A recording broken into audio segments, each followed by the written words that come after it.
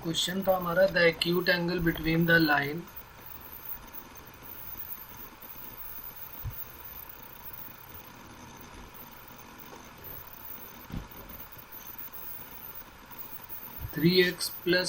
Three x minus 4y equal to 5 and the circle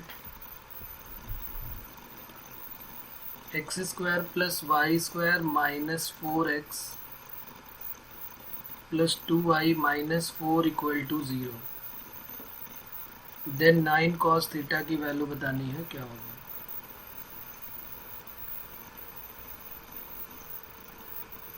तो सबसे पहले इसका डायग्राम ड्रॉ करते हैं कि किस टाइप से इसका डायग्राम बनेगा, कौन सी लाइन कैसे इंटरसेक्ट करेगी और एंगल्स कौन से बनने वाले हैं। तो सबसे पहला काम हमारा ये होता है कि जो सर्कल हमको गिवन है उसका सेंटर और रेडियस फाइंड आउट कर लेना। तो सर्कल हमको गिवन है x square plus y square minus 4x plus 2y minus 4 equal to 0। तो सेंटर के कोऑर्डिनेट हो जाएंगे 2, -1 और रेडियस हो जाएगी √g² प्लस एफ स्क्वायर और माइनस c। तो ये हो जाएगी 3। अब हमारे पास जो है सर्कल का सेंटर और रेडियस मिल गया हमको। एक सीकेंट ड्रॉ करते हैं और एक टेंजेंट ड्रॉ करते हैं, उनके मिड का एंगल देख लेते हैं। सबसे पहले तो हमको यही चेक करना पड़ेगा कि ये जो लाइन है ये टेंजेंट है कि सीकेंट है। तो हम क्या करेंगे, सर्कल के सेंटर से परपेंडिकुलर देख लेंगे, रेडियस की इक्वल है तो टेंजेंट हो जाएगी। P पहले देख लेते हैं। P इक्वल टू क्या होता है formula, ax1 plus by1 plus c upon √a² plus b²। Circle के सेंटर से इस लाइन पे perpendicular 3x minus 4y minus 5 equal to 0। a की वैल्यू 3, b की वैल्यू -4 और c की वैल्यू -5 और x1 y1 है ये। a into x1 plus b into y1 plus c whole divided by √3² plus 4²। तो ये वैल्यू आ जाएगी 3 2 जा 6 और 4 1 जा 4। तो 6 और 4 10, 10 माइनस 5 5, 5 अपॉन √25। तो ये अपॉन हो गया 5। तो ये वैल्यू आ गई 1। यानी सर्कल के सेंटर से उस पे परपेंडिकुलर लेंथ जो है वो रेडियस से कम है। तो अगर रेडियस से कम है तो इसका मतलब है कि वो सीकेंट होगी। अब हम एक डायग्राम ड्रॉ करेंगे और उसमें देखते हैं फिर।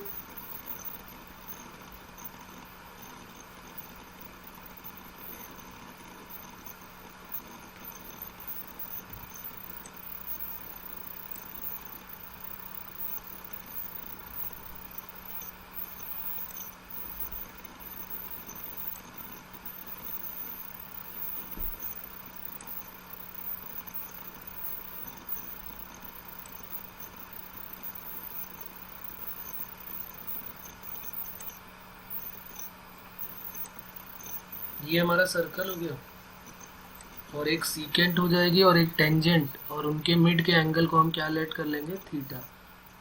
तो ये हमारी सीकेंट हो गई। इस टाइप से हमने एक सीकेंट ड्रॉ कर दिया जिसकी इक्वेशन है 3x minus 4y minus 5 equal to 0। और इसी पॉइंट पे एक टेंजेंट भी ड्रॉ करते हैं। ये हो गया इस पॉइंट पे टेंजेंट, ये टेंजेंट ड्रॉ कर दिया हमने। इनके मिड का एंगल ये थीटा हमको फाइंड आउट करना है। और ये सर्कल का सेंटर हो गया। इस सर्कल के सेंटर से परपेंडिकुलर लेंथ हमने निकाली P और वो आई है 1। सर्कल की रेडियस जो है वो 3 है, तो इसका मतलब है P की वैल्यू 1 तो कम हो गई। तो ये जो है सीकेंट का काम कर रही है। अब यहाँ से हमने इस लाइन को ज्वाइन कर दिया इस पॉइंट से, और इससे एक लाइन और ड्रॉ कर दिया ये रेडियस। तो ये रेडियस जो है हमारी यहाँ से यहाँ तक ये 3 हो गई। अब देखिए ये एंगल थीटा हो गया हमारे पास। ये सर्कल की टेंजेंट हो गई और ये रेडियस हो गया, तो ये 90 हो गया। तो ये 90, ये 90, ये सारे 90 हो जाएंगे, तो ये भी 90 होगा। तो ये थीटा है, तो जो ये वाला एंगल है हमारा वो क्या हो जाएगा, 90 माइनस थीटा। इसी थीटा को हमें फाइंड आउट करना है, और जब थीटा आ जाएगा तो फिर 9 कॉस थीटा की वैल्यू आ जाएगी। अब ये जो है 90 माइनस थीटा है, तो ये जो एंगल है वो भी 90 माइनस थीटा हो जाएगा। ये जो एंगल है, क्योंकि ये वर्टिकली अपोजिट एंगल होगा, तो ये 90 माइनस थीटा, 90 माइनस थीटा, ये एंगल जो है वो 90 माइनस थीटा हो गया।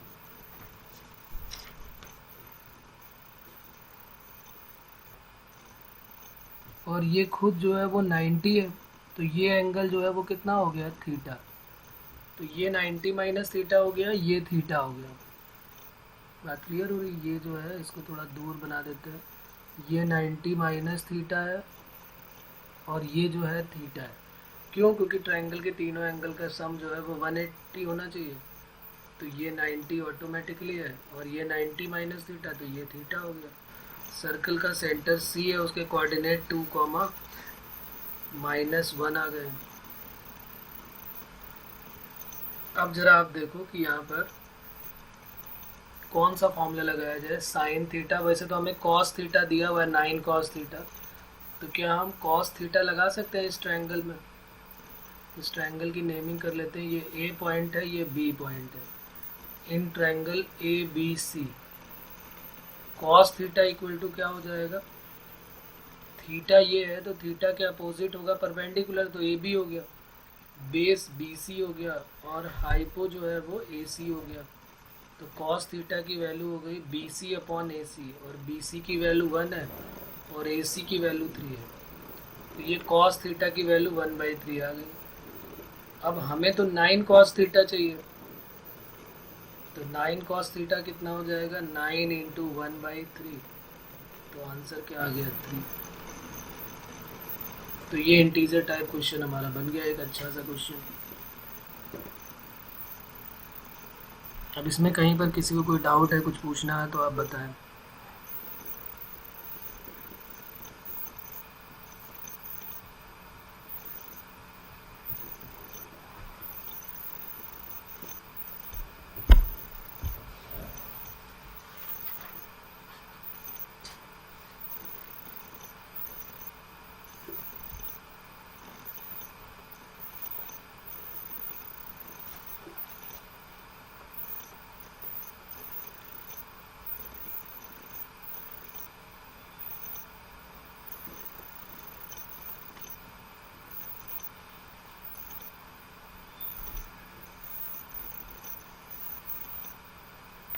ओके, तो चलिए फिर अब दूसरा क्वेश्चन देखते हैं। नेक्स्ट क्वेश्चन हमारा जो था उसको एक बार फिर से मैं लिख लेता हूँ।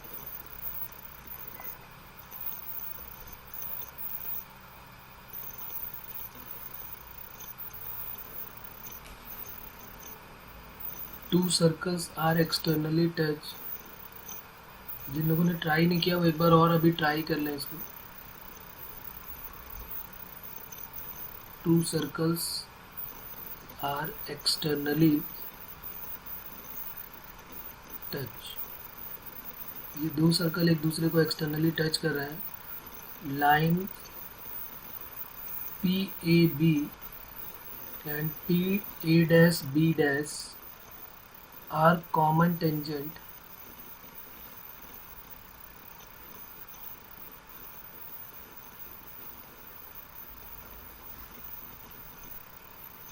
with A and A dash on the smaller circle,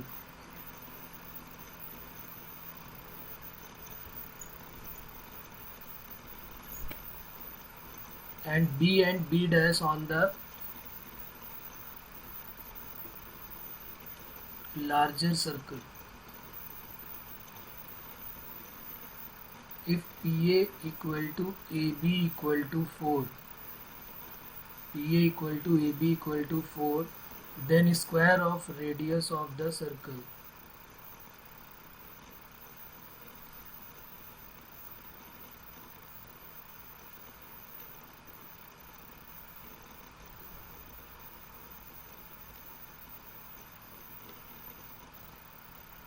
दो सर्कल एक दूसरे को एक्सटर्नली टच कर रहे हैं। लाइन पी ए बी और P A dash B dash जो है वो कॉमन टेंजेंट्स है। ए और ए डैश पॉइंट जो है वो स्मॉलर सर्कल पे है और बी और बी डैश जो है वो बिगर सर्कल या लार्जर सर्कल पर है। पी ए और ए बी की जो लेंथ है वो 4 है। Square of radius of circle हमको बतानी है।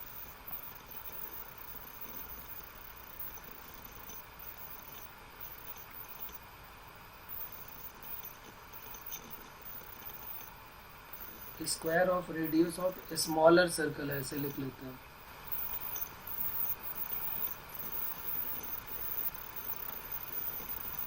किसी एक की बता दोगे तो दूसरी ऑटोमेटिकली आ जाएगी।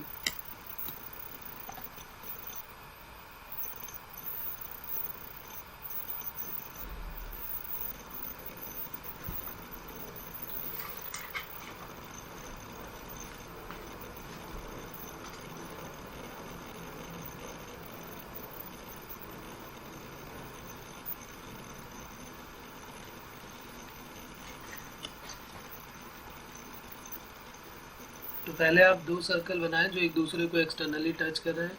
एक स्मॉलर सर्कल होगा और एक बिगर सर्कल होगा। किसी एक कॉमन पॉइंट P से दो टेंजेंट ड्रॉ करेंगे। कॉमन टेंजेंट्स एक होगी पी ए बी और एक P A dash B dash. इनकी लेंथ भी गिवन है। पी ए की वैल्यू 4 और ए बी की वैल्यू 4 है। Square of radius of the smaller circle, यानी अगर हमने स्मॉलर सर्कल की रेडियस को r लेट किया है तो आर स्क्वायर की वैल्यू हमें बतानी है क्या होगी।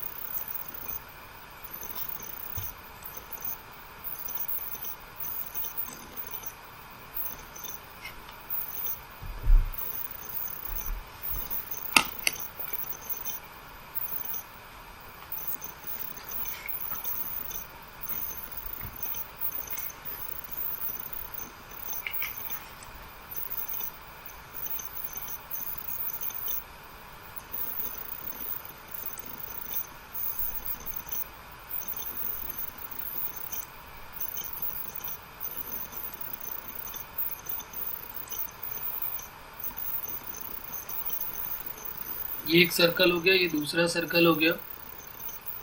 दो सर्कल एक दूसरे को एक्सटर्नली टच कर रहे हैं और किसी पॉइंट P से हम इस पे टेंजेंट ड्रॉ कर रहे हैं।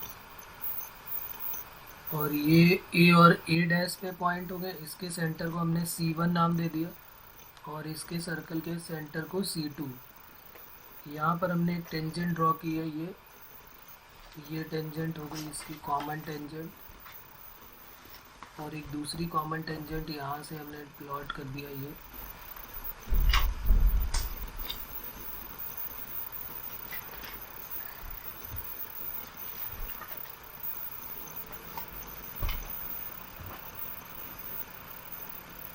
ये कहीं आगे जाने पर ज्वाइन करेंगे अगर इनको, तो ये किसी पॉइंट P पर जो है वो कट करेंगे। ये एक टेंजेंट हो गई और एक यहाँ पर दूसरी हो गई है।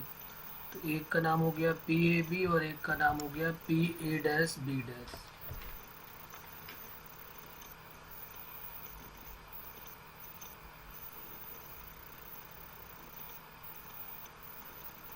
अब देखिए यहाँ पर जो एंगल बनने वाला है वो टेंजेंट और रेडियस के मिड का एंगल 90 डिग्री होगा। यहाँ पर भी टेंजेंट और रेडियस के मिड का एंगल 90 डिग्री होगा। ये P पॉइंट हो गया। A और A डैश जो है वो सर्कल स्मॉलर सर्कल पे है और B और B डैश जो है वो बिगर सर्कल पर है। ये तो दिया हुआ है। Two circle are externally touch, lines PAB and PA dash B dash are the common tangent with A and A dash on a smaller circle and B and B dash on the bigger circle. PA और AB की value 4 है तो PA की value 4 है, ये length 4 हो गई और ए बी की लेंथ भी 4 है। ये टोटल पी बी की बात करो आप तो टोटल 8 हो जाएगा। पी बी जो है वो 8 है, पी ए की वैल्यू 4 है और ए बी की वैल्यू भी 4 है। अब देखिए यहाँ पर जब भी कभी सर्कल्स की बात आती है, इस टाइप से सर्कल्स होते हैं और इस तरह से ट्रायंगल हमको दिखाई देते हैं, तो हमें ऑटोमेटिकली आइडिया हो जाता है कि ये सिमिलर ट्रायंगल है, क्योंकि देखिए ये दो एंगल 90 हो गए। छोटे ट्रायंगल की बात करो अगर आप, triangle P A C one और triangle P B C two, क्या ये दोनों सिमिलर हैं? तो यस, बिल्कुल सिमिलर है। क्यों?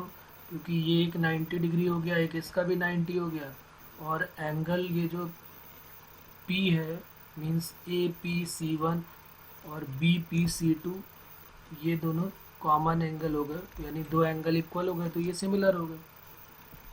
अब सिमिलर होने के बाद हम क्या करेंगे, इसमें सिमिलरिटी की कंडीशन अप्लाई कर देते हैं। तो इसकी रेडियस को अगर हम देखें यहाँ पर कि ये रेडियस ए सी वन है और ये बी सी टू है, और डिस्टेंस जो है अगर हम देखें तो एक की है 4 और एक की है 8।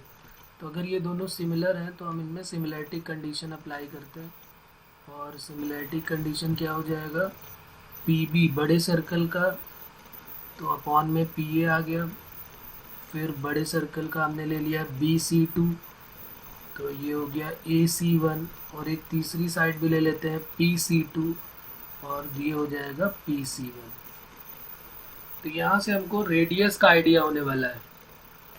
पी बी की वैल्यू है 8 और पी ए की वैल्यू है 4, और बी सी टू जो है वो सर्कल 2 की रेडियस है, और ए सी वन जो है वो सर्कल फर्स्ट की रेडियस है, जो छोटा सर्कल है।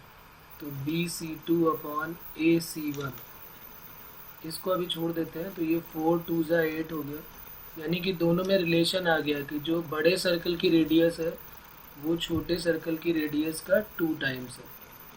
तो यहीं से हमने लेट कर लिया ए सी वन की वैल्यू जो है वो आर हो गई, तो बी सी टू की वैल्यू क्या हो जाएगी, 2r। ए सी वन जो पहले सर्कल की रेडियस है वो आर हो गई, और दूसरे वाले सर्कल की रेडियस क्या हो गई, 2 टाइम्स होगी, तो 2r। ठीक है, यहाँ तक बात क्लियर है। अब जरा बात करते हैं कि पी सी वन कितना हो जाएगा। भाई पी सी वन और पी सी टू में भी तो रेशियो पता चल गया हमको कि पी सी वन और पी सी टू भी जो है वो डबल हो जाएंगे, 2 टाइम्स हो जाएंगे। पी सी वन की लेंथ अगर हमें फाइंड आउट करनी हो तो ये कितनी हो जाएगी, पी सी वन, ये हमने आर लेट कर लिया है और ये 2r है, तो पी सी वन कितना हो जाएगा, पाइथागोरस थ्योरम का यूज़ कर देंगे तो पी सी वन की वैल्यू आ जाएगी 16 प्लस आर स्क्वायर। तो लिख लेते हैं डायरेक्ट, पी सी वन की वैल्यू आ जाएगी √16 प्लस आर स्क्वायर, और पी सी टू की वैल्यू आ जाएगी ये 8 हो जाएगा, तो 8 का 64 प्लस 2r का स्क्वायर यानी कि 4r स्क्वायर। तो ये आ गया पी सी टू और पी सी वन दोनों की वैल्यू आ गई हमारे पास।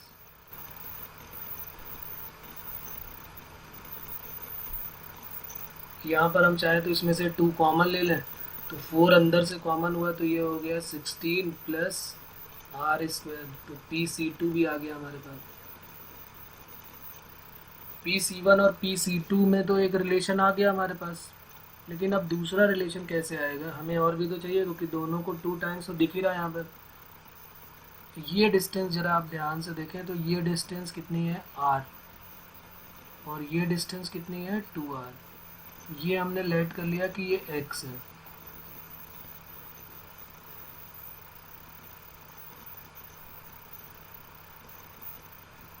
तो पी सी वन की वैल्यू क्या आ गई, जरा देखो, पी सी वन और पी सी टू का डिफरेंस हम देखना चाहते हैं। ये वैसे तो ये पी सी वन हमारे पास पता है कि 16 प्लस आर स्क्वायर है, लेकिन अगर हम यहाँ से देखें, इसमें अगर हम फिर से एक बार सिमिलरिटी लगाएं तो क्या बनेगा, देखो जरा यहाँ 8/4 हो गया पी सी वन और पी सी टू। अच्छा, पी सी टू की वैल्यू r और x और इसके टर्म में क्या हो जाएगी, तो देखो एक पी सी वन जो है, एक तो 16 प्लस आर स्क्वायर आया है, और एक पी सी वन हमने लेट किया है एक्स भी है साथ में, और पी सी टू जो है वो कितना है, पी सी टू वो x plus r plus two r है, यानी एक्स प्लस थ्री आर होगा। तो ये पी सी टू भी आ गया, पी सी वन भी आ गया, और पी सी टू भी आ गया। पी सी वन और पी सी टू का जो डिफरेंस है वो किसके इक्वल हो जाएगा, हमारे पास पी सी वन भी पता चल गया और पी सी टू भी पता चल गया। अगर हम पी सी वन में या पी सी टू में पी सी वन को माइनस कर दें, तो देखो ये पी सी टू है एक्स प्लस थ्री आर, और पी सी वन है एक्स एक्स कट हो गया। अब यहाँ पर आर की वैल्यू भी पुट कर देते हैं पी सी टू के टर्म। पी सी टू की वैल्यू क्या है, 2 times under root 16 plus r square minus P C one की वैल्यू कितनी है, under root 16 plus r square equal to 3r। तो 2 टाइम्स में 1 टाइम चला गया, तो ये वैल्यू आ गई 16 plus r square equal to 3r। Squaring कर देते हैं बोथ साइड, तो 16 प्लस आर स्क्वायर की वैल्यू आ गई 9r स्क्वायर। तो 16 इक्वल टू आ गया 8r स्क्वायर, आर स्क्वायर की वैल्यू 8 टू ज़ा 16। तो ये देखिए आर स्क्वायर हमें चाहिए था और आर स्क्वायर की वैल्यू 2 आ गई।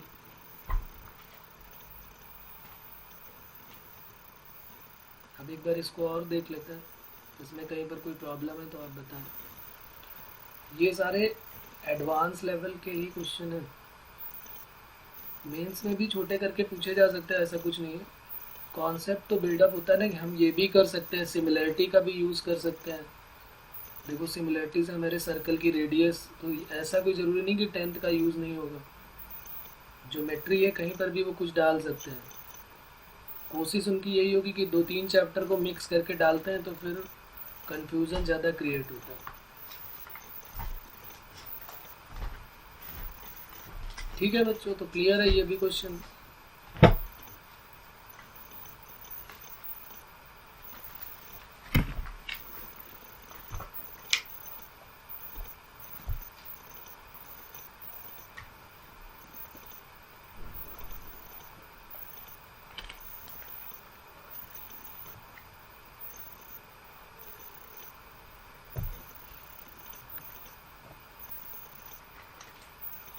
एक क्वेश्चन और था,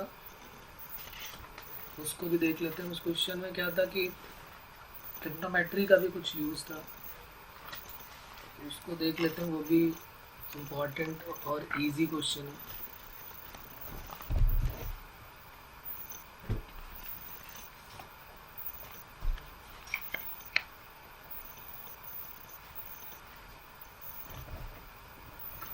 The number of points p x comma y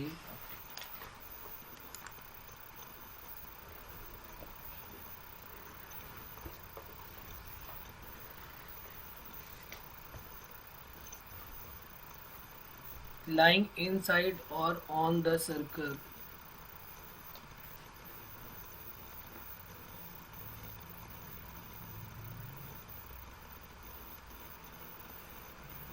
x square plus y square equal to 9 and satisfying the equation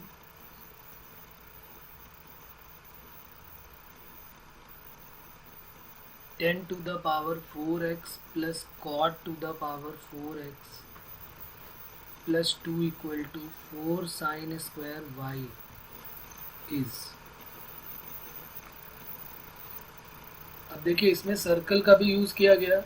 circle का कॉन्सेप्ट एक लगा कि इनसाइड हो या ऑन द सर्कल हो तो क्या होता है, और उसके बाद कुछ यहाँ पर ट्रिग्नोमेट्री का भी यूज़ किया गया, जिसमें कह रहा है कि इस कंडीशन को सेटिस्फाई करना चाहिए, इस इक्वेशन को सेटिस्फाई करना चाहिए। मतलब एक्स और वाई की वही वैल्यू लेनी है जो इस इक्वेशन को सेटिस्फाई करे, जिसमें हम एक्स की जगह पे वैल्यू पुट करें तो एलएचएस और आरएचएस इक्वल हो जाए।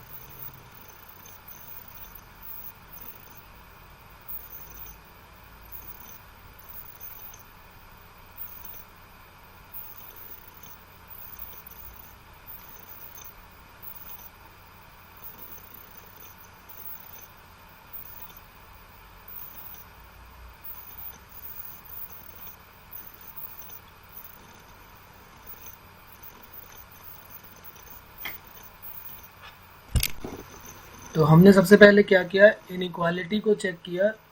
एक तो हमारे पास ये था कि ये सर्कल में पॉइंट जो है वो या तो इनसाइड होंगे या तो ऑन द सर्कल होंगे। तो ये तो हम सॉल्व कर लेंगे कि कहाँ कहाँ पर होगा, क्योंकि ये पॉइंट इसकी रेडियस सर्कल की जो है वो 3 आ गई। एक ऐसा सर्कल बन गया जिसका सेंटर 0 0 है और रेडियस की वैल्यू क्या हो गई 3।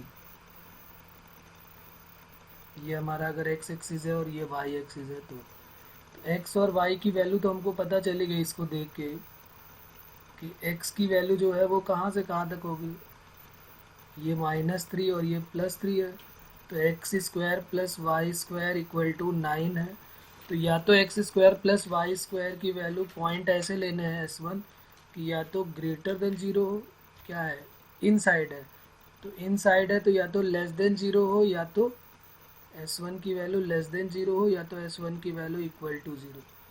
ऐसे पॉइंट हमको कंसीडर करने हैं जो सर्कल के या तो अंदर लाई करे या सर्कल के सर्कमफ्रेंस पे लाई करे, बाहर नहीं जाने चाहिए। उसने बोला ना इनसाइड द सर्कल या फिर ऑन द सर्कल, तो या तो सर्कल के ऊपर लाई करेंगे और नहीं तो फिर ये अंदर लाई करेंगे, बाहर नहीं जाने चाहिए कोई भी पॉइंट। तो इसका मतलब x और y की वैल्यू, तो इसको देख के हमें आइडिया हो रहा है कि x की वैल्यू जो है वो -3 से +3 के मिड में होनी चाहिए, और सिमिलरली y की वैल्यू भी -3 से +3 के मिड में होगी। तभी जो पॉइंट्स हैं वो सर्कल के अंदर ही लाई करेंगे या तो सर्कल पर लाई करेंगे। अब क्या किया जाए इसमें, तो यहाँ पर जो कंडीशन है दूसरी उसको भी नोट करते हैं। 10 to the power 4x plus cot to the power 4x plus 2 equal to 4 sine square y। हमने इसका परफेक्ट स्क्वायर बनाया, तो ये हो गया 10 स्क्वायर एक्स का होल स्क्वायर और प्लस कॉट स्क्वायर एक्स का होल स्क्वायर, और यहाँ पर हमने क्या कर दिया -2 और +2 ऐड और सब्सट्रैक्ट कर दिया, और एक 2 साथ में था 4 साइन स्क्वायर वाई। तो ये बन गया a square plus b square -2ab, तो ये बन गया 10 square x minus cot square x का होल स्क्वायर। ये तीनों के तीनों एक साथ मर्ज हो गए यहाँ से यहाँ तक, a square plus b square -2ab करेंगे तो 10 स्क्वायर कॉट स्क्वायर कट हो जाएगा। तो ये वैल्यू बन गई हमारी ये। अब आगे क्या करें, ये वैल्यू जो है वो हमारी आ गई कितनी 2 और 2 4, और इधर आ गया 4 साइन स्क्वायर वाई। अब देखिए यहाँ पर क्या प्रॉब्लम है, साइन स्क्वायर वाई जो है, साइन स्क्वायर थीटा जो है वो हमने पढ़ा है कि उसकी वैल्यू लेस देन और इक्वल टू 1 होती है। साइन स्क्वायर थीटा की वैल्यू लेस देन और इक्वल टू 1, तो 4 साइन स्क्वायर थीटा या sine square y less than और इक्वल टू 4 होगा। तो जो RHS है हमारा, जो RHS है हमारा वो लेस देन और इक्वल टू 4 है। अब जरा LHS के पास चलते हैं, तो LHS को जब हमने देखा तो ये +4 तो ऑटोमेटिकली है ही है, और ये एक परफेक्ट स्क्वायर है 10 square x minus cot square x, तो ये या तो 0 होगा या तो 0 से बड़ा होगा। तो अगर ये 0 हुआ तब तो सेटिस्फाई कर जाएगा, इधर भी 4 और इधर भी 4। लेकिन अगर ये 4 0 से बड़ा हो गया तो कुछ वैल्यू ऐसी आ जाएगी जो RHS को हमेशा 4 से बड़ा कर देगी। तो यह RHS जो है वो ग्रेटर देन और इक्वल टू 4 होगा।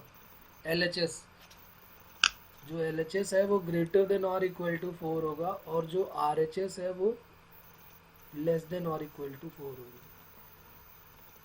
तो लेस देन ग्रेटर देन को तो छोड़ देते हैं, इक्वालिटी कहाँ कहाँ पर आएगी वो हम चेक कर लेते हैं। इक्वल कब आएंगे, जब 10x और cot x ये दोनों सेम हो जाए और इसकी वैल्यू कितनी हो जाए 0, तो इधर आ जाएगा 4, और जो साइन स्क्वायर y है वो कितना हो जाए 1, तभी तो हो सकता है कि ये इक्वल हो जाए। तो ये कब इक्वल होंगे, जब 10 स्क्वायर एक्स और cot square x 10 square x minus cot square x की वैल्यू 1 हो जाए और साइन स्क्वायर वाई की वैल्यू जो है वो 1 हो जाए। तभी तो इधर भी 4 आ जाएगा, LHS भी 4 आ जाएगा और RHS भी 4 आ जाएगा। बात समझ रहे ना? जब ये वैल्यू हो जाएगी और साइन स्क्वायर वाई भी 1 हो जाएगा तो LHS और RHS जो है वो ये 0 हो जाएगा, क्योंकि ये 0 होगा ना, यहाँ ऊपर लिखा हुआ 0 हो जाए। तो tan square minus cot square x, ये दोनों टेन स्क्वायर और कॉट स्क्वायर इक्वल हो गए, तो ये बन गया हमारा tan square x equal to cot square x. और अगर ये दोनों 1 हो गए तो अगर टेन स्क्वायर एक्स की वैल्यू 1 हो गई तो कॉट भी 1 हो जाएगा। तो ये कहाँ कहाँ पर पॉसिबल है, और साइन स्क्वायर वाई जो है वो 1 कहाँ कहाँ पर पॉसिबल है, ये और चेक कर लेना पड़ेगा। हमने देखा कि टेन स्क्वायर एक्स जो है वो 1 है, तो टेन एक्स की वैल्यू प्लस माइनस 1 पॉसिबल है, और साइन वाई की वैल्यू भी प्लस माइनस 1 हो सकती है। अब जरा आप पेयर ढूंढ लीजिए कि x की वैल्यू क्या होगी और y की वैल्यू क्या होगी। टेन एक्स 1 कब देगा, प्लस माइनस 1, तो x की वैल्यू या तो प्लस माइनस पाई बाई 4 हो जाए, या फिर x की value plus minus 3 pi by 4 हो जाए। भाई 10x तो कई जगह पे देगा ना, लेकिन हमको ये पॉइंट लेने हैं, वहाँ पर ये भी कंडीशन फॉलो होनी चाहिए। कौन सी? कि x की वैल्यू हमें कौन सी लेनी है, जो -3 से +3 के मिड में हो, और y भी कौन सा लेना है, जो -3 से +3 के मिड में हो। ये कंडीशन ज़रूर फॉलो होनी चाहिए। तो अब ज़रा देख लेते हैं यहाँ पर जो हमारे पास आया वो 10x की वैल्यू पाई बाई 4 हो गई। भाई 10x प्लस और -1 ये बार बार ऐसे जाएगा, एक पाई बाई 4, फिर ये हो गया पाई बाई 4, और ये पाई हुआ तो पाई प्लस पाई बाई 4, ये तो हो जाएगा ना, पाई और पाई बाई 4, तो ये 5 पाई बाई 4 भी हो सकता है। 10x एक यहाँ पर 10x की वैल्यू 1 1, एक तो ये प्लस पाई बाई 4 और एक इधर माइनस पाई बाई 4, और इधर 3 पाई बाई 4 और -3 पाई बाई 4, ऐसे बन सकती है। साइन वाई की वैल्यू कहाँ कहाँ पर हो सकती है, तो वाई की वैल्यू एक तो प्लस माइनस पाई बाई 2 हो सकती है। और भी कंडीशन हो सकती है क्या, जरा देखना इसमें। साइन 90 की वैल्यू 1, एक ये पाई बाई 2 पे बन गया, और एक जब पूरा रोटेशन होके आएगा 2 पाई प्लस पाई बाई 2, तो क्या 2 पाई प्लस पाई बाई 2 भी हम वाई की वैल्यू ले सकते हैं क्या? 2 पाई प्लस पाई बाई 2, तो 2 इंटू पाई की वैल्यू 3.14 और पाई बाई 2 1.57, तो ये तो पॉसिबल ही नहीं है, क्योंकि ये खुद ही 6.28 हो रही है और उसमें कुछ और ऐड कर रहा है, तो इसके आगे के कोई भी चांस नहीं है। वाई की वैल्यू सिर्फ पाई बाई 2 ले सकते हैं, और एक्स की वैल्यू पाई बाई 4 का मतलब हो गया 3.14 डिवाइडेड बाई 4, तो ये तो हो सकता है, plus minus 3 into 3.14 divided by 4, ये भी 3 पाई बाई 4 जो है जो 1 से कम होगा, तो ये भी हो सकता है। तो ये दोनों पॉसिबिलिटी हैं कि ये दोनों आ जाए। क्या और x की वैल्यू हो सकती है? सोचो, अगर क्या x की वैल्यू और भी आगे जा सकते हैं क्या? पाई बाई 4 ले लिया, 3 पाई बाई 4 ले लिया, 5, क्या 5 पाई बाई 4 भी हो सकता है? अरे भाई 10x की वैल्यू अगर 1 है तो ये कहाँ कहाँ पर जाएगा, ये थीटा होता है, ये पाई माइनस थीटा, ये पाई प्लस थीटा, और ये 2 पाई माइनस थीटा, तो ये पाई बाई 4 आया, तो ये पाई माइनस पाई बाई 4, तो ये 3 पाई बाई 4 हो गया, ये pi plus pi by 4 5 pi by 4, और यहाँ पर हो गया 2 पाई माइनस पाई बाई 4, तो ये 7 पाई बाई 4। ये पॉसिबल नहीं है, क्यों? क्योंकि इसमें प्रॉब्लम है, क्योंकि ये जो है y की वैल्यू को जो है वो बढ़ा देगा। क्या देखो यहाँ पर भाई 7 इंटू कितना हो गया, 7 इंटू 3.14 डिवाइडेड बाई 4, चेक करके देखो यहाँ पर, ये तो वैल्यू बढ़ाने वाला है। हमें y की वैल्यू जो है वो -3 से +3 चाहिए, और x की वैल्यू भी -3 से +3 के मिड में ही होनी चाहिए। तो एक्सेप्टेबल वैल्यू जो x और y की आ गई वो कितनी आ गई, काउंट करके जरा देखो क्या क्या पेयर बनने वाले हैं, क्योंकि इसने बोला है नंबर ऑफ पॉइंट्स कितने होंगे वो हमें बताना है। Number of points p x y lying inside और on the circle. Satisfying the condition. बताओ भाई अब इसका आंसर कौन बताएगा? ये तो पॉसिबिलिटी नहीं हुई। हमारे पास जो पॉसिबिलिटी है वो कौन कौन सी हो गई? एक हो गई एक्स की value plus minus pi by four, इसके अलावा कोई नहीं। एक हो गया plus minus three pi by four, फिर फाइव और सेवन ये सब तो निगलेक्ट हो गए, ये भी निगलेक्ट हो गया था यहाँ पर, ये भी नहीं हो सकता था। उसके बाद y की वैल्यू जो है वो plus minus pi by two आ गई। कितने पेयर बन गए?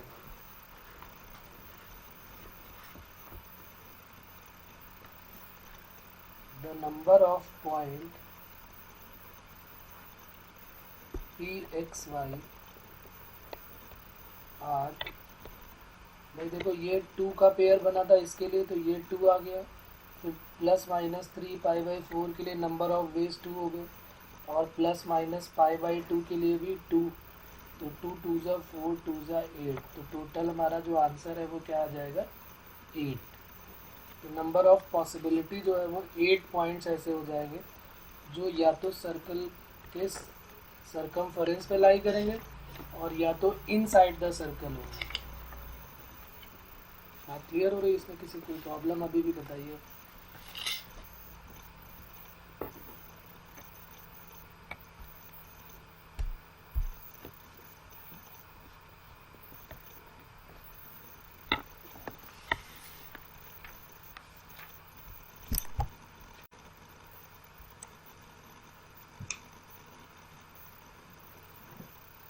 क्वेश्चन क्या है हमारा, लिख लेते हैं। सर्कल विद रेडियाई, ये एडवांस का ही है। Circle with radii 3, 4 and 5 touch each other. Circle with radii 3, 4, 5 touch each other. तीन सर्कल हैं जो एक दूसरे को टच कर रहे हैं externally,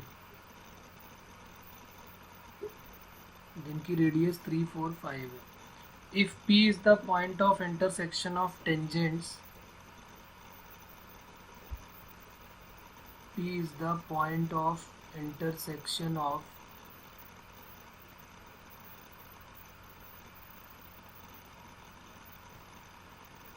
tangent to these circle,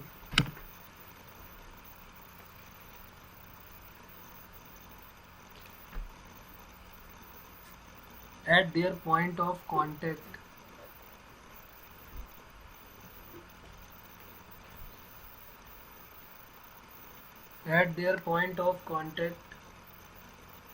then its distance of P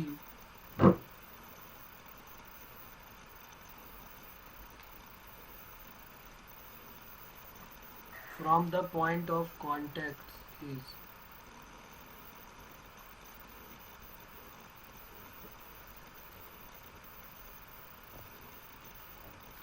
lambda. Then lambda square की वैल्यू बतानी है क्या होगी। तो सबसे पहले आप इसका डायग्राम ड्रॉ करें। तीन सर्कल जो एक दूसरे को एक्सटर्नली टच कर रहे हैं, जिनकी रेडियस 3, 4, 5 है। फिर उन पे टेंजेंट ड्रॉ करनी है, उनके पॉइंट ऑफ कांटेक्ट पे टेंजेंट ड्रॉ करेंगे, और वो टेंजेंट जो है वो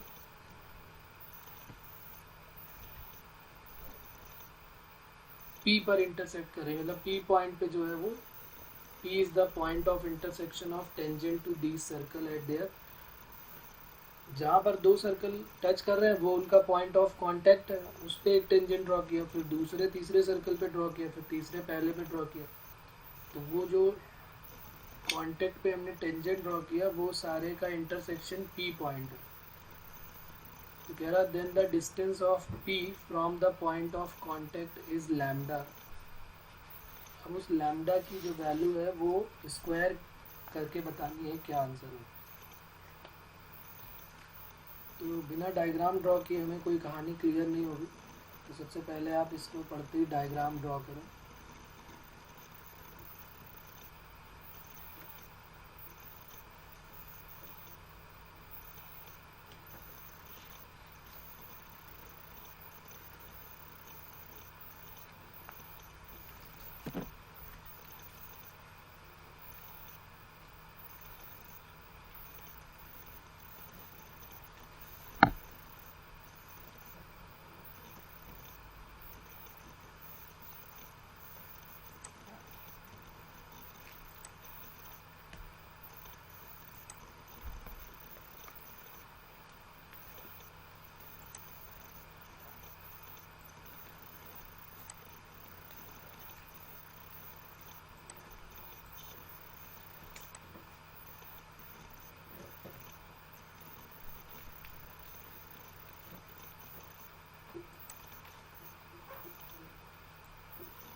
ये एक सर्कल हो गया हमारा।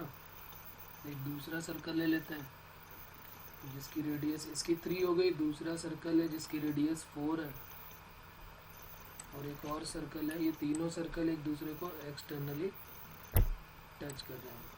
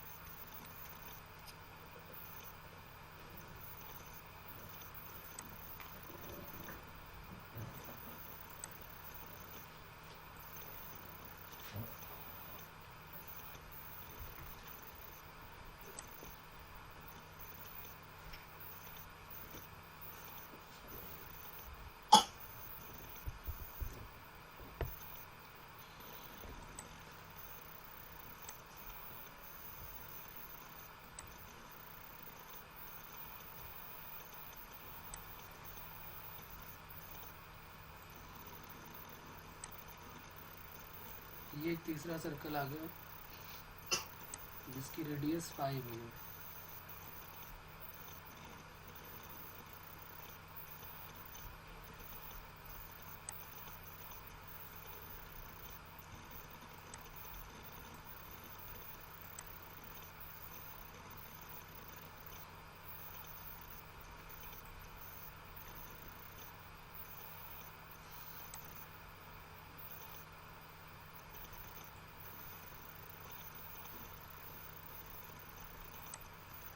अब इसने बोला था कि एक सर्कल है जिसकी रेडियस 3 है, एक की 4 है और तीसरे की 5 है। तीनों एक दूसरे को एक्सटर्नली टच कर रहे हैं। P जो है वो पॉइंट ऑफ इंटरसेक्शन है tangents to these circle at their point of contact. Then its distance of P from the point of contact is lambda. तो देखो ये एक पॉइंट ऑफ कांटेक्ट है। इसके सर्कल के सेंटर को हम नाम दे देते हैं कि ये C1 है। ये सर्कल 1 हो गया, ये सर्कल 2 का सेंटर C2 हो गया, और ये सर्कल 3 का सेंटर C3 हो गया। यहाँ से हमने इसको ज्वाइन किया, ये हमारे पास हो गया। ये रेडियस जो है वो 3 है और इसकी रेडियस कितनी है 4। तो ये 3 और ये 4 हो गए। इसको इससे ज्वाइन कर लेते हैं, ये जो है वो 5 है और यहाँ से भी ज्वाइन कर दिया तो ये भी 5 आ गए। ये सर्कल का सेंटर हो गया C3। ये 3 है, ये भी 3 है, ये 5, ये 5, ये 4 और ये 4। अब क्या बोला इन्होंने बोला है कि भाई if P is the point of intersection of tangent to these circle at their point of contact। तो पॉइंट ऑफ कांटेक्ट कौन कौन से हैं? तो पॉइंट ऑफ कांटेक्ट को हम बोलते हैं, इसका नाम हमने रख लिया, ये C1 C2 C3 है।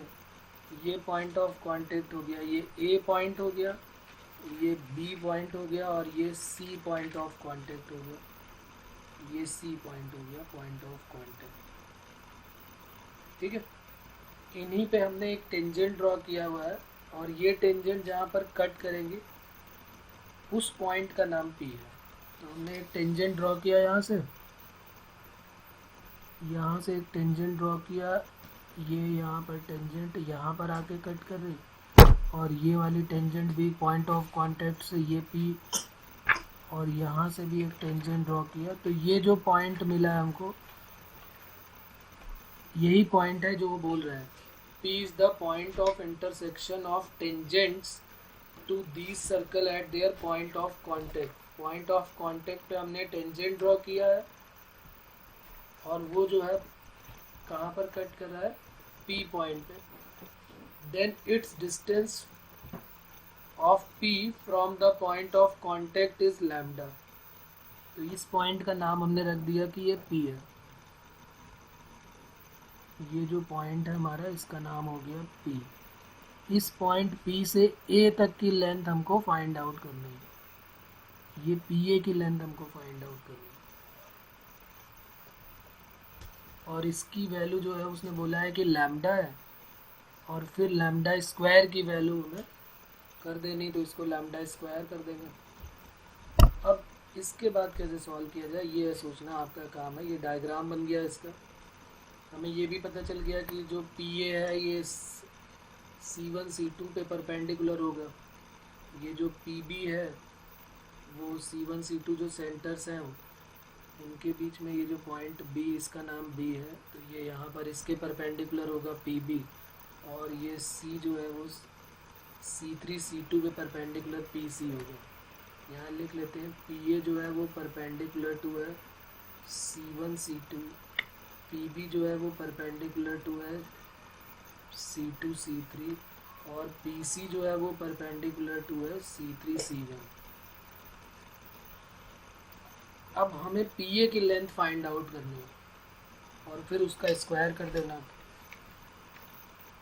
कैसे फाइंड आउट होगी पी ए की लेंथ बताया।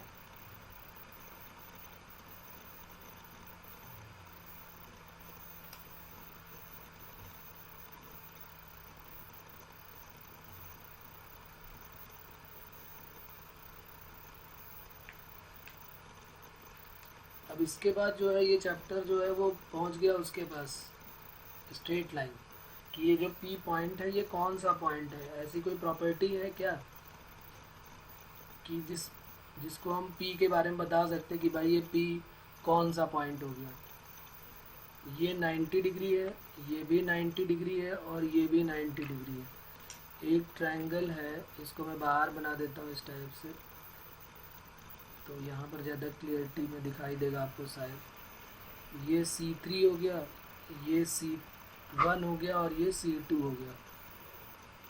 एक कोई पॉइंट P है, यहाँ से एक परपेंडिकुलर ड्रॉ किया है C1 C2 पे, तो P से C1 C2 पे जो परपेंडिकुलर ड्रॉ किया वो A है, P से जो C2 C3 पे वो B है, और P से जो C3 C1 पे परपेंडिकुलर है वो ये PC हो गया। अब बताओ इस पॉइंट को हम क्या बोलते हैं, किसी को आइडिया है कि इस पॉइंट को हम क्या बोलते हैं?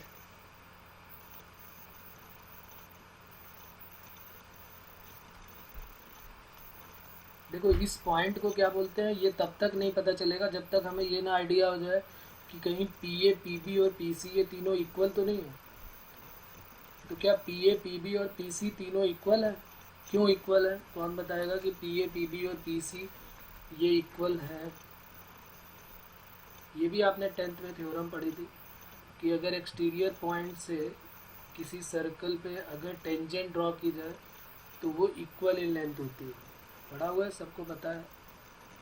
ये सर्कल हो गया, यहाँ से हमने एक एक्सटीरियर पॉइंट पे टेंजेंट ड्रॉ किया तो ये दोनों टेंजेंट इक्वल इन लेंथ है। तो यहाँ पर अगर इस P पॉइंट को देखो और पहले सर्कल C1 को देखो तो PA PB की इक्वल हो गया क्योंकि ये एक्सटीरियर पॉइंट P हो गया और इससे दो टेंजेंट PA और PB बन गए। फिर दूसरे सर्कल को देखो तो PB और PC और PC और PA बन गया। तो इस तरीके से हम बोल सकते हैं कि एक्सटीरियर पॉइंट से टेंजेंट इक्वल इन लेंथ है, तो PA equal to PB equal to PC हो गया।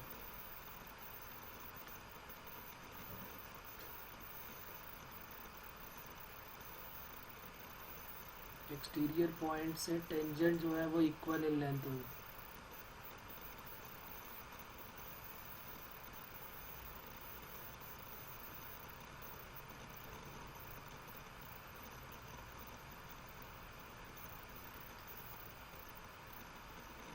तो अब यहाँ से हमको आइडिया हो गया कि PA PB और PC जो है वो इक्वल है। अब अच्छा बताओ कि PA PB और PC अगर इक्वल हो गए तो ये P कौन सा पॉइंट हो जाता है? इस P को हम क्या बोल सकते हैं, कौन सा पॉइंट है ये? सर ऑर्थो सेंटर नहीं, ऑर्थो सेंटर होता है कि जब हम किसी वर्टिसेस से उस साइड पे ड्रॉ करें परपेंडिकुलर। ये वर्टिसेस से नहीं है, ये P पॉइंट से सिर्फ बेस C1 C2 पर है। हाँ, इन्हीं चारों में कोई एक है, circum circle, ortho centre, centroid या सर्कम सर्कल, या centroid, circum circle, ortho centre और इन सेंटर। तो इनमें से कौन सा हो सकता है? ऑर्थो सेंटर कट हो गया है क्योंकि ऑर्थो सेंटर होता है कि जब C3 से C1 C2 पे परपेंडिकुलर ड्रॉ किया गया, यहाँ पर P से परपेंडिकुलर ड्रॉ किया गया C1 C2। और सेंट्रॉइड क्यों नहीं हो सकता, क्योंकि सेंट्रॉइड जो होता है वो इंटरसेक्शन ऑफ मीडियंस होता है, इसलिए सेंट्रॉइड भी कट हो गया। क्योंकि उसने ये तो नहीं बोला कि ए जो है वो C1 C2 को इंटरसेक्ट कर रहा है, बाइसेक्ट कर रहा है, मतलब C1 ए की वैल्यू C2 ए की इक्वल है, ऐसा तो नहीं बोला उसने। तो ये भी कट हो गया। अब बचा सरकम सर्कल और इन सर्कल। सरकम सेंटर, जब सरकम सर्कल बनेगा तो उसके सेंटर को सरकम सेंटर बोल देंगे, और जब इन सर्कल तो उसके सेंटर को इन सेंटर। तो इसमें से क्या बनने वाला है? तो देखो सर्कम सर्कल इसलिए नहीं बन सकता है क्योंकि सर्कम सर्कल में हमने पढ़ा था कि ये सर्कल जो है जब इस टाइप से बन जाएगा, ये सर्कल जब इधर से प्लॉट होके जाएगा और ये डिस्टेंस PA PB और PC इक्वल हो, जबकि यहाँ पर तो ऐसा है नहीं। तो अब बचा हमारे पास कौन सा केस? एक ही केस बचा और वो हो गया इन सर्कल। तो उसके सेंटर को क्या बोल देंगे? इन सेंटर। बात क्लियर हो रही है? तो अब इस पे हम एक सर्कल प्लॉट करते हैं इस टाइप से। ये सर्कल हमारा हो गया कुछ ये सर्कल बन गया और ये रेडियस बन गई स्मॉल आर। आपको याद होगा, आपने 10th में डिराइव भी किया होगा स्मॉल आर का formula. Small r equal to delta by s होता है, ये रेडियस ऑफ इन सर्कल, इसको इन रेडियस भी बोलते हैं, ठीक है। In radius small r equal to delta by s. Delta क्या होता है? डेल्टा होता है area of triangle. Area of triangle जो है वो डेल्टा है, और एस क्या है? Semi parameter. ये एरिया ऑफ ट्रायंगल जो है वो डेल्टा है और एस का मतलब है सेमी पैरामीटर।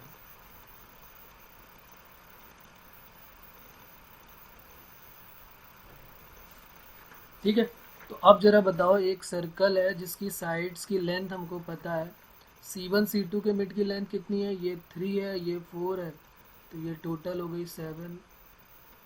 फिर C1 और C3 के मिड की लेंथ कितनी है? तो C1 और B जो है वो, ये C1 और B, अच्छा यहाँ पर B पॉइंट है और यहाँ पर C पॉइंट है, तो C1 और C3 के मिड में आया B, तो C1 B जो है वो कितना है? 3 और ये है 5, तो ये टोटल लेंथ हो गई 8। और सिमिलरली इसमें भी आया C3C और C2C, तो ये 5 हो गया और ये 4 हो गया, तो ये हो गया 9। एक ऐसा सर्कल, एक ऐसा ट्रायंगल बन गया जिसकी तीनों साइड्स की लेंथ हमको पता है 7, 8 और 9।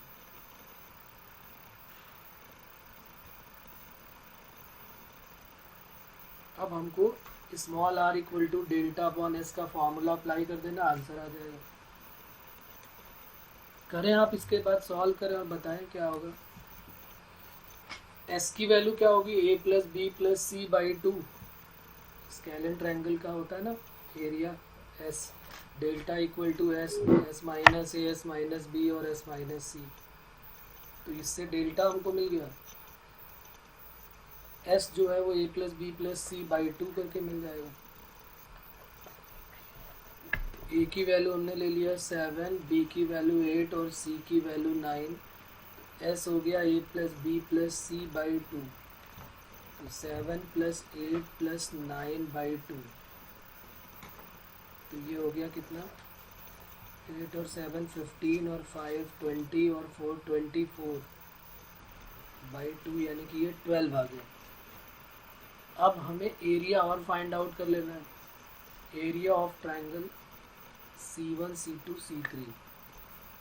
एरिया ऑफ ट्रायंगल का फॉर्मूला क्या हो जाएगा? Under root S, S minus A, S minus B और S minus C. Value put कर दीजिए इसमें से। तो 12 इंटू 12 माइनस 7 5, 12 माइनस 8 4, 12 माइनस 9 3। तो ये हो जाएगा 4, ये 12 है और ये भी 12 है, तो 12√5 एरिया ऑफ ट्राइंगल भी आ गया। तो small r equal to delta by s, delta भी पता चल गया और एस भी पता चल गया। और ये बन जाएगा लैम्डा, जो पी ए की लेंथ है वो लैम्डा हो गई, और उसका स्क्वायर पूछा गया हमसे।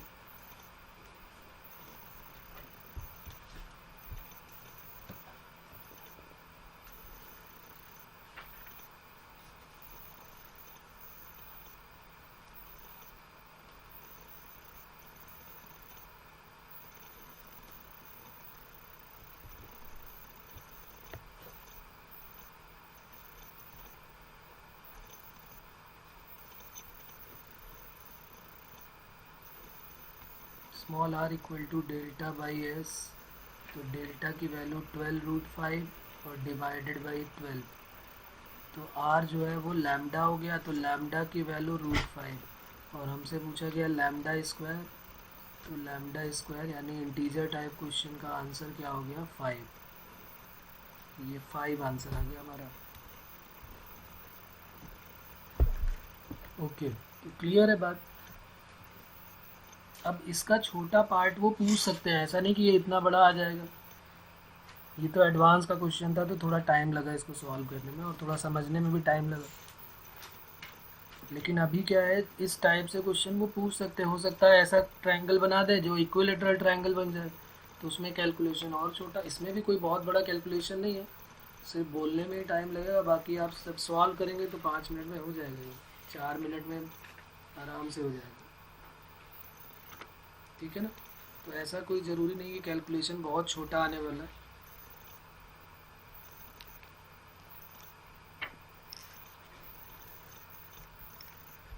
ये भी प्रीवियस ईयर्स के ही क्वेश्चन है, तो आप ज़रूर प्रीवियस ईयर के क्वेश्चन करेंगे तो आपको आइडिया हो जाएगा कि किस टाइप के क्वेश्चन हमारे आने वाले हैं। तो लिख लेते हैं question.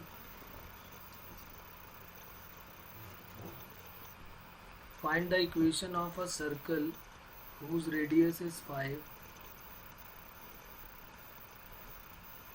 Find the equation of a circle whose radius is 5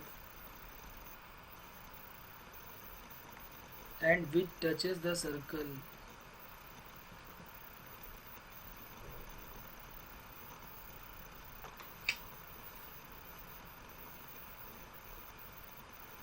x square plus y square minus 2x minus 4y minus 20 equal to 0 at the point 5,5।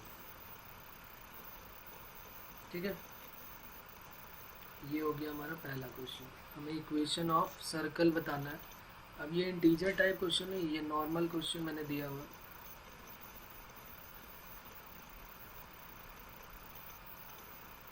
दूसरा question,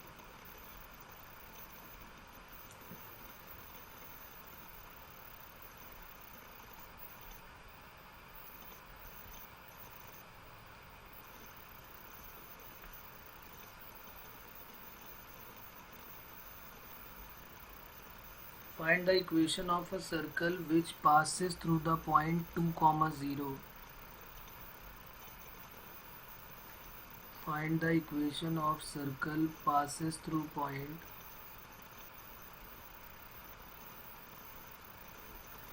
2, 0 and whose center is the limit of the point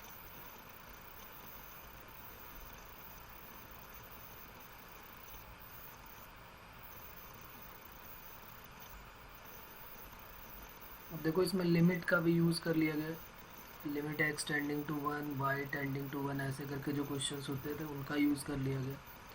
limit of the point of intersection and whose centre is limit of the point of intersection of the lines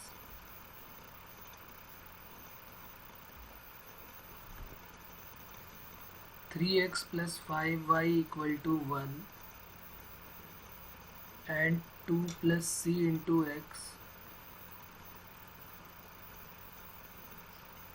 plus 5c² into y equal to 1 as c tends to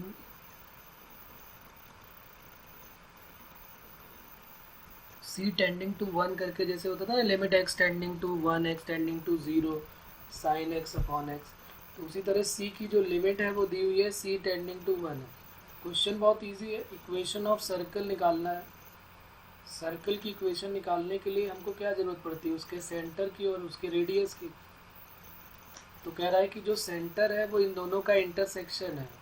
अब जो इन दोनों lines का जो intersection आएगा उसमें एक term c भी आएगा, c के टर्म में आएंगे x और y का इंटरसेक्शन।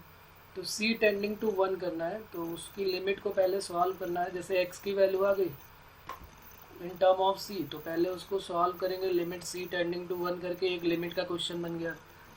फिर एक y की वैल्यू जो होगी उसमें भी c टेंडिंग टू 1 करके y की वैल्यू निकाल लिया। x और y पता चल गए, यानी सर्कल के सेंटर पता चल गया। अब बची बात रेडियस की, तो रेडियस कैसे आएगी। तो अब हमने देखा कि सर्कल जो है वो पास करता है 2,0 से, तो कोई सर्कल का सेंटर पता हो और एक पासिंग पॉइंट पता हो कि इस पॉइंट से पास करता है, तो उन दोनों के बीच की जो डिस्टेंस होगी वो रेडियस आ जाएगी। तो सर्कल का सेंटर पता चल गया, रेडियस पता चल गई, तो आंसर आ जाएगा हमारा इजली। ठीक है ना, बात समझ में आ रही है। एक बार ट्राई करेंगे, नहीं होगा तो फिर बात करेंगे इसके बारे में। ईजी है, वैसे कर लेंगे आप। इसमें करना क्या है मैंने बता दिया आपको, किस टाइप से इसको प्रोसीड करना है। पहले का जो आंसर है वो क्या है, लिख लेते हैं। फर्स्ट का आंसर है x² plus y² minus 18x minus 16y plus 120 equal to 0। और दूसरे क्वेश्चन का आंसर है 25x² plus 25y² minus 20x plus 2y minus 60 equal to 0। तो ये सेकंड का आंसर हो जाएगा। तो क्वेश्चन है हमारा, find the equation of a circle whose radius is 5 and which touches the circle. Question number 1 की बात कर रहा हूँ मैं। इसमें क्या है, एक सर्कल हमको गिवन है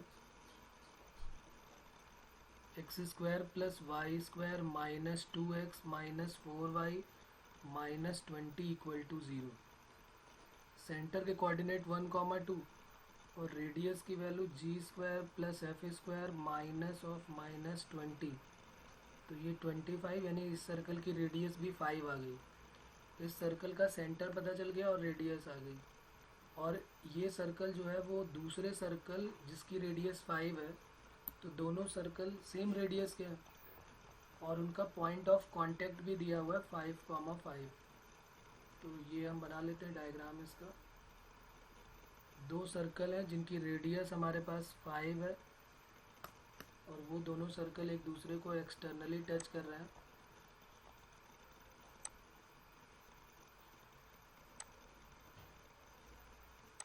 और इनका पॉइंट ऑफ कांटेक्ट भी गिवन है। ये एक सर्कल हमारा हो गया और एक दूसरा सर्कल भी ले लेते हैं इसी टाइप का जिसकी रेडियस 5 भी है, बस पॉइंट ऑफ कांटेक्ट जो है वो 5,5 भी हमको गिवन है।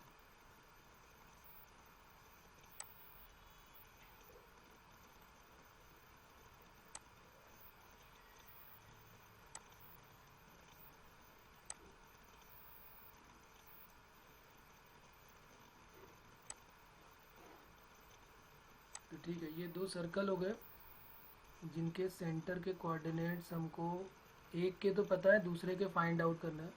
पहले वाले के सेंटर C1 के कोऑर्डिनेट 1,2 है, दूसरे के सेंटर को हमने H और K लेट कर लिया और ये डिस्टेंस 5 है और ये भी डिस्टेंस 5 है और ये पॉइंट ऑफ कांटेक्ट जो P है उसके कोऑर्डिनेट 5,5 है।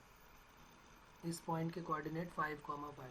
तो ये पक्की बात है कि PC1 और PC2 दोनों इक्वल हो गए, और दोनों की वैल्यू 5 है, यानी P जो है वो मिड पॉइंट हो गया, mid point of C1 and C2। तो C1 C2 का मिड पॉइंट हो गया, तो मिड पॉइंट फार्मूला लगा देते हैं। तो मिड पॉइंट फार्मूला क्या होगा, x equal to x1 plus x2 by 2 और y equal to y1 plus y2 by 2।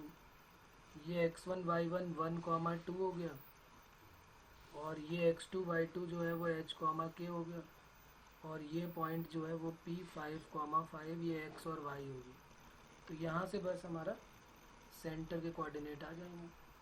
तो x का मतलब हो गया 5, x1 1, x2 h divided by 2, तो 5 2 ज़ा 10 माइनस 1 9।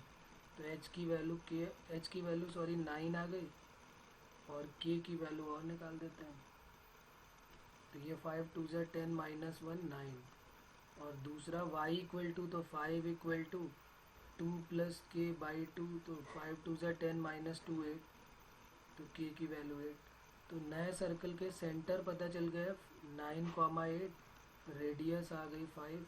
तो इक्वेशन ऑफ सर्कल इजीली निकल आएगी।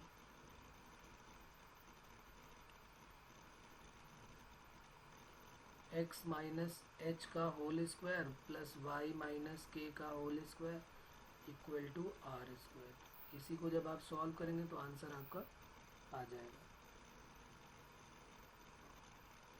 अब दूसरा क्वेश्चन, सेकेंड क्वेश्चन जो हमारा है,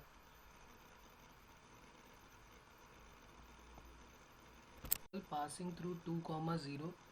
एक सर्कल है जिसकी इक्वेशन हमको फाइंड आउट करनी है, जो कि 2,0 से पास कर रहा है, और उसके सेंटर के जो कोऑर्डिनेट्स हैं वो इनका इंटरसेक्शन है। तो सबसे पहला काम, हम इन दोनों लाइंस के इंटरसेक्शन पॉइंट्स को सॉल्व करते हैं कि कहाँ पर ये x और y की क्या क्या वैल्यूज़ आ रही हैं इन दोनों लाइन को सॉल्व करने के बाद।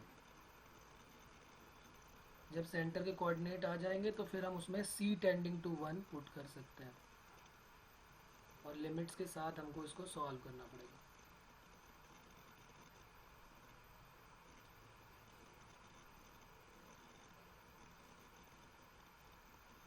तो ये हमारा हो गया सॉल्यूशन सेकेंड का। नहीं, मैं अभी चेक करता हूँ, 1 मिनट। ये सॉल्यूशन सेकेंड हो गया। इक्वेशन जो हमारे पास है पहले उनको सॉल्व करते हैं। तो 3x plus 5y equal to 1 एक लाइन ये है, और दूसरी लाइन है 2 plus c into x plus 5c square into y equal to 1। तो हमने क्या किया, यहाँ से x की वैल्यू जो है निकाली और यहाँ पर पुट कर देते हैं। तो 3x इक्वल टू क्या हो जाएगा, 1 माइनस 5y। तो x equal to 1 minus 5y divided by 3। फिर यहाँ पर पुट कर देते हैं। तो 2 plus c into x 1 minus 5y divided by 3 plus 5c square y equal to 1। अब क्या करेंगे, यहाँ पर 2 प्लस सी का मल्टीप्लाई 1 के साथ हुआ और 2 प्लस सी का y के साथ हुआ, तो 5y इंटू 2 प्लस सी, और इस 3 का मल्टीप्लाई यहाँ पर भी होगा, 3 5 जा 15 सी स्क्वायर वाई इक्वल टू 3। अब y वाले टर्म वन साइड रखते हैं, बाकी सबको उधर भेज देते हैं। तो y कॉमन ले लिया हमने, और बल्कि 5y कॉमन हो जाएगा यहाँ से। तो ये हो गया 5 3 जा 15, 3c स्क्वायर माइनस 2 माइनस सी, और इक्वल टू कितना हो जाएगा, 3 माइनस 2 माइनस सी। ये तो आ जाएगी वैल्यू। वाई दोनों आ गए। अब लिमिट देख लेते हैं। तो ये 0/0 का फॉर्म बन रहा है, तो अब हम इसको डिफ्रेंशिएट कर देते हैं। क्या अप्लाई कर दिया, एल हॉस्पिटल रूल अप्लाई कर दिया यहाँ पर। तो ये कितना हो गया, 1/5। ऊपर क्या आ जाएगा, -1, और नीचे क्या आ जाएगा, 3 2 जा 6, 6 माइनस 1, तो 6c माइनस 1 आ जाएगा, 6c माइनस 1, और लिमिट c टेंडिंग टू 1 है, और c की जगह पे आप 1 पुट कर सकते हैं। तो ये 6 माइनस 1 5, 5 5 जा 25, तो y की वैल्यू आ गई -1/25, और x की वैल्यू क्या हो जाएगी, लिमिट c टेंडिंग टू 1 ये सी है, लिमिट सी टेंडिंग टू 1, जो सेंटर के कोऑर्डिनेट्स है अब वो आ जाएंगे हमारे पास। सी स्क्वायर का हो गया सी स्क्वायर -1/3c² माइनस सी, यहाँ पर एल हॉस्पिटल रूल अप्लाई किया तो अब क्या हो जाएगी, limit C tending to 1 2c -6c-1, तो ये c की वैल्यू 1 पुट करोगे तो 2/5, तो c के कोऑर्डिनेट्स हमको, मतलब सॉरी सेंटर के कोऑर्डिनेट, जो c सेंटर है उसके कोऑर्डिनेट्स हमको पता चल गए। Coordinate of centre is 2/5, -1/25। अब क्या करें इसके बाद, ये जो सर्कल का सेंटर आया वो सर्कल 2,0 से भी पास करता है, तो इस सर्कल के जो सेंटर के कोऑर्डिनेट्स हैं वो हमको पता चल चुके हैं, और वो है 2/5, -1/25, और ये 2,0 से पास करता है, इससे हमारी रेडियस आ जाएगी r² = 2 - 2/5 का होल स्क्वायर 0 माइनस ऑफ -1/25, तो 5 2 ज़ा 10 -2 8, तो 64/25, और ये हो गया 1/625, तो 625 एलसीएम ले लेते हैं, तो 64 × 25 + 1, इसको सॉल्व करके यहाँ से रेडियस की वैल्यू पता चल गई, और जब रेडियस आ जाएगी हमारे पास तो सर्कल का इक्वेशन भी आ जाएगा, क्योंकि इक्वेशन ऑफ सर्कल क्या है, x - h का होल स्क्वायर y - k का whole square equal to r²। h के पहले हमारे पास थे, रेडियस और आ जाएगी यहाँ से, करो आप मल्टीप्लाई करो, बताओ क्या आ रही वैल्यू, 64 × 25,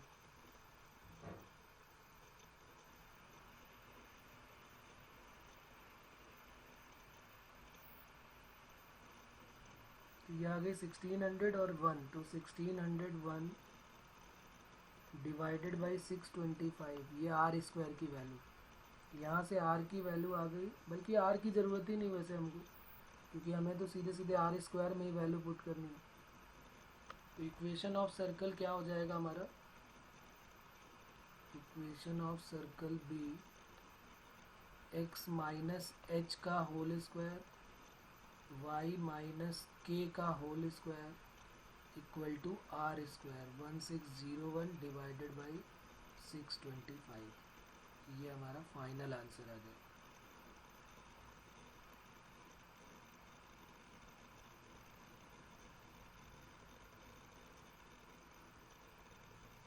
कोई प्रॉब्लम इसमें अभी भी,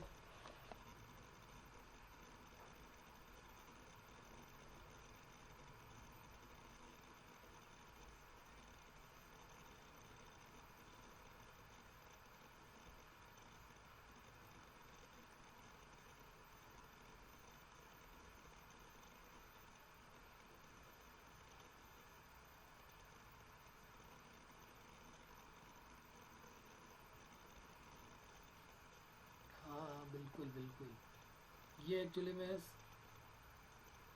ये उन दिनों की बात है जब सब्जेक्टिव क्वेश्चन आते थे, ठीक है ना, तो ये एडवांस के पॉइंट ऑफ व्यू से इम्पॉर्टेंट,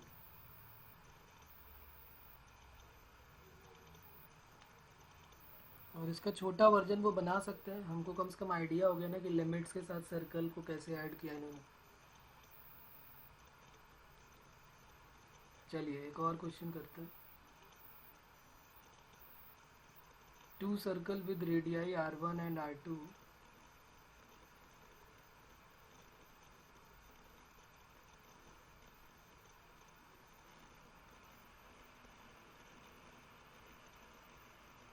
r1 एंड r2, ऐसे लिखा हुआ है r1 greater than r2 greater than और equal to 2, touch each other externally,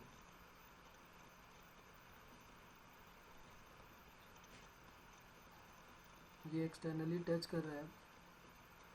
if alpha be the angle between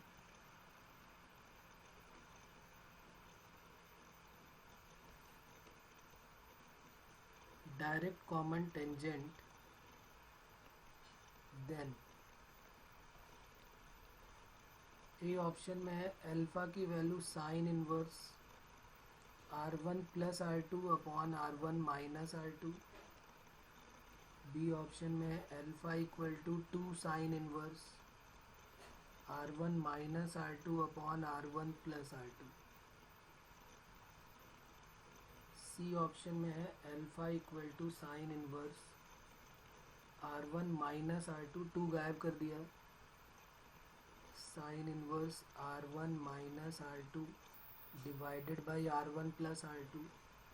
और डी ऑप्शन में है sign inverse R1 by R2। तो जितना लिखने में टाइम लगा उससे जल्दी सॉल्व होगा, आप जल्दी इसका आंसर देखें और बताएं। सिर्फ डायग्राम ड्रॉ करेंगे और सारा आइडिया हो जाएगा ऑटोमेटिक।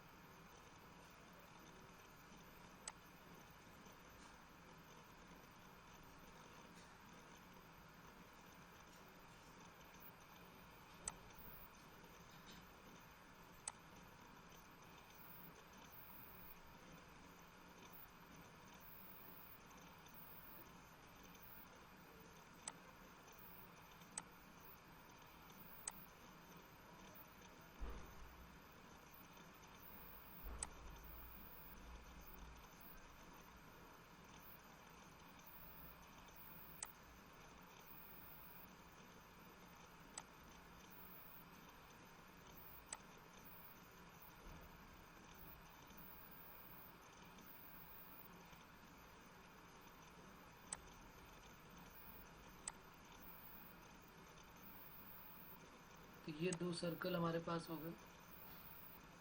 आया क्या आंसर?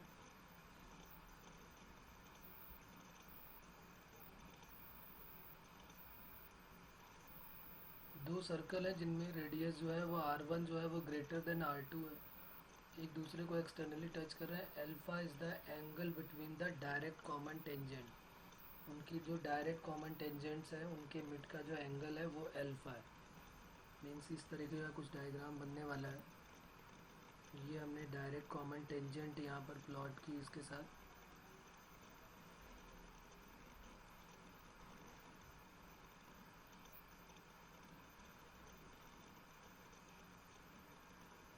अभी हमने इस तरह केस किए भी थे। और ये एक डायरेक्ट कॉमन टेंजेंट यहाँ से गई। ये जो P पॉइंट है ये A B ले लेते हैं और ये C D ले लेते हैं। तो ये जो एंगल है वो अल्फा है। Alpha be the angle between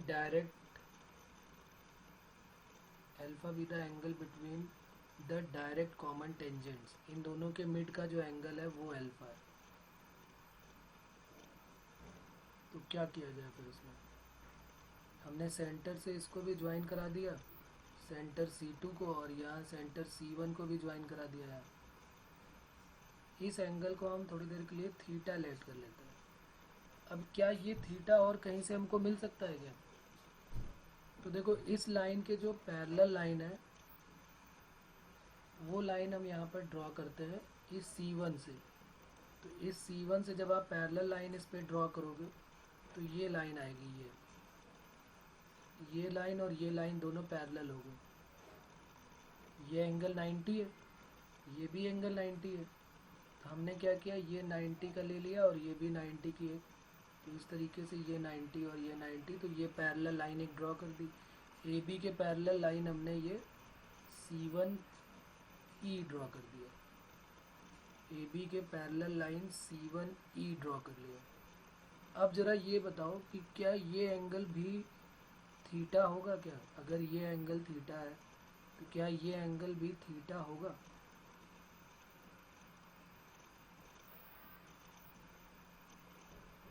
क्योंकि अगर ये एंगल थीटा हो गया तो फिर तो हमारा आंसर आ गया, क्योंकि ये रेडियस है R1 और ये रेडियस है, नहीं ये रेडियस है R1 और ये रेडियस है R2, क्योंकि R1 बड़े वाले का नाम है। तो यहाँ से यहाँ तक की जो रेडियस है वो भी R1 हो गई। तो ये जो डिस्टेंस है C2E, तो C2E की वैल्यू क्या हो गई, R1 माइनस R2। और C1 C2 के मिड के डिस्टेंस C1 C2 जो है वो सम ऑफ द रेडियाई होगा, R1 प्लस R2, क्योंकि ये R1 है और ये R2 है। तो अब बात क्लियर हो गई होगी कि थीटा जो है, साइन थीटा अगर हम निकालेंगे तो साइन थीटा इक्वल टू क्या हो जाएगा, किस ट्रायंगल में ले रहे हैं, इन ट्रायंगल C1EC2 में हम ले रहे हैं sine theta equal to perpendicular EC2 divided by C1C2। Sine theta की जो वैल्यू है वो आ गई हमारे पास ना, sign theta equal to EC2 की वैल्यू है R1 माइनस R2 और ये है R1 प्लस R2। तो थीटा इक्वल टू आ गया sign inverse R1 minus R2 upon R1 plus R2। लेकिन हमें तो अल्फ़ा चाहिए, अल्फ़ा इक्वल टू 2 थीटा। तो बस आंसर आ गया हमारा, alpha equal to 2 sine inverse R1 minus R2 divided by R1 plus R2। कोई प्रॉब्लम इसमें?